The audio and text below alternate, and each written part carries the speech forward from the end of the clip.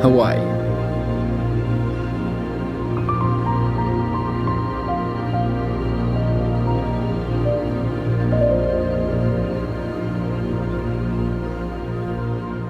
It's the birthplace of surfing.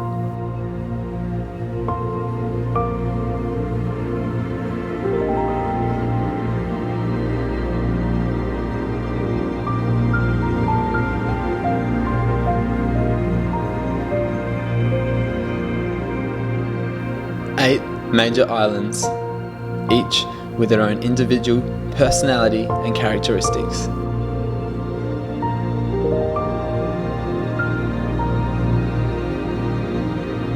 A land of beauty and diversity.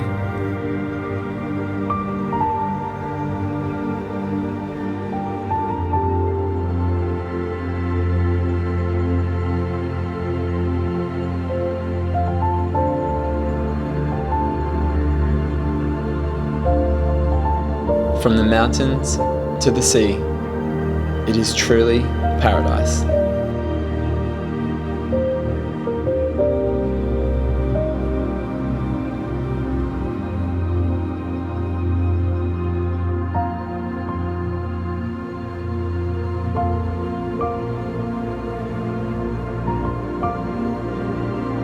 Oahu, home to some of the world's most famous surf breaks.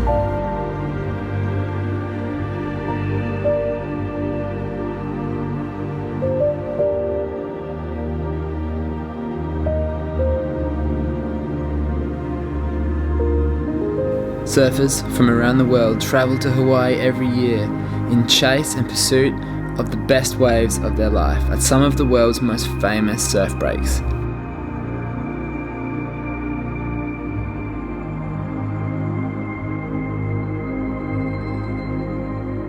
Pipeline,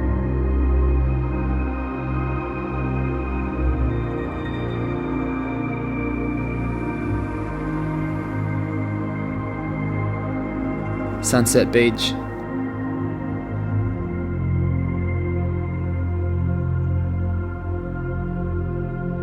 and it's here at Sunset Beach where we find ourselves for How to Roop's next lesson of the week, where we have a look at surfing competitions and exactly how they work. Let's break it down and explain it.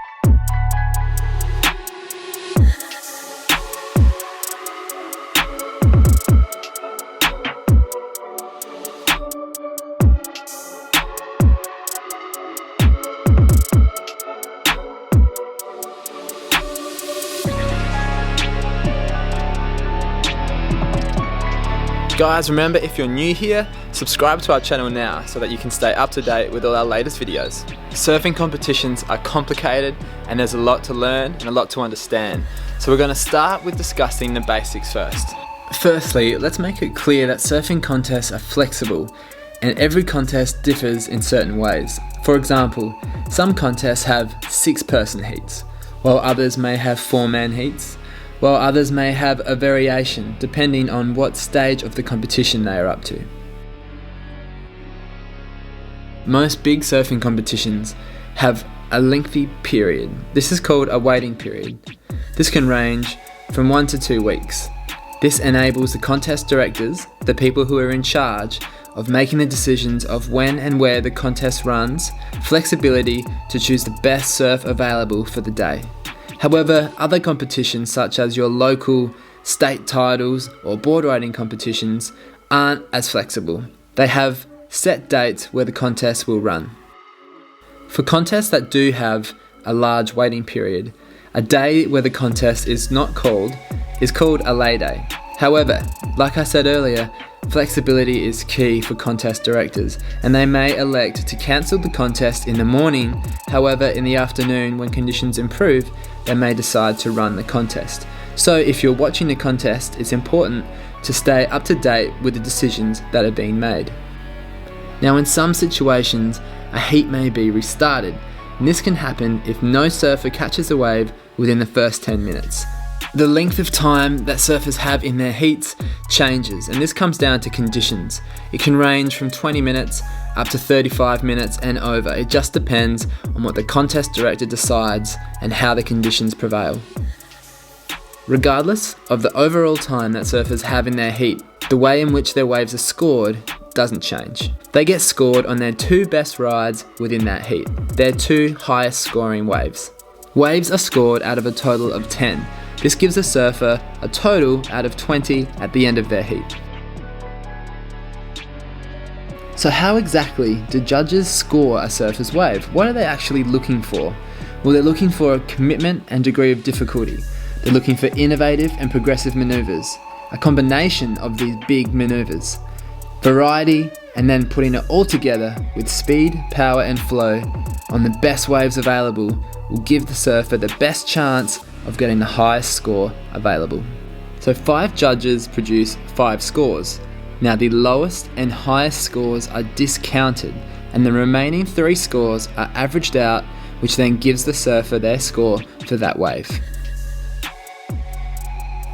Here we see a scale of how the judging scores are reflected. For example, 0 to 1.9 is a poor score. From 2 to 3.9 is fair. From 4 to 5.9 is average. From 6 to 7.9 is good. And from 8 to 10 is in the excellent range. At the end of a heat, it is the top 2 surfers with the highest scores who progress through to the next round. The surfers below them are generally eliminated. Another key element that judges are looking for when scoring a surfer's wave is that they finish the waves. A wave like this, where the surfer doesn't complete their last manoeuvre, will severely hamper their overall score. In some competitions, there is a limit on the number of waves that will be scored for each surfer, but once again, this changes from competition to competition and can range from 10 to 15. Now that we understand the basics, let's talk about something a little bit more complicated, which is priority. So what exactly is priority, and how does it influence the heat? Well, priority refers to whichever surfer has right of way. Now the surfer that has priority can catch any wave he wants, regardless of if there's another surfer riding it or not. You have first priority, which is the surfer who can choose whichever wave he wants, followed by second priority, who then has the choice over the third and the fourth surfers, and then third priority and fourth priority. The surfer who has the highest priority loses it as soon as they catch a wave. At the beginning of a heat, there is no priority established. Therefore, it is an all-on-all for the surfers to get in the best position to catch the best waves of the heat. As soon as the surfer catches a wave, he'll then drop to the bottom of the pecking order while the other 3 fight it out. If 2 surfers catch a wave back to back and they're battling it out for priority in a man-on-man heat, the first surfer who gets back to the lineup first will get priority. So what happens if another surfer interferes with another surfer's wave? For example, they might drop in on them, or they might get in the way as they're surfing. This is called an interference. A surfer who hinders the scoring potential of a surfer with priority over them will be given an interference penalty. Now, in most situations, this means that their heat score will be calculated using only their best scoring wave. If, in some situations, a surfer causes 2 interference during the heat, they may be disqualified. Thanks for watching the video today, guys. By having a knowledge of what judges are looking for when they're watching surfers at surfing competitions, we can try and apply the same things to our own surfing, like surfing with speed, power, flow, performing a variety of maneuvers in the critical section on a wave, and trying to be innovative and progressive. By having these goals in our surfing, we'll improve. Remember to like the video, subscribe to our channel, and comment below to let us know what else you want to see.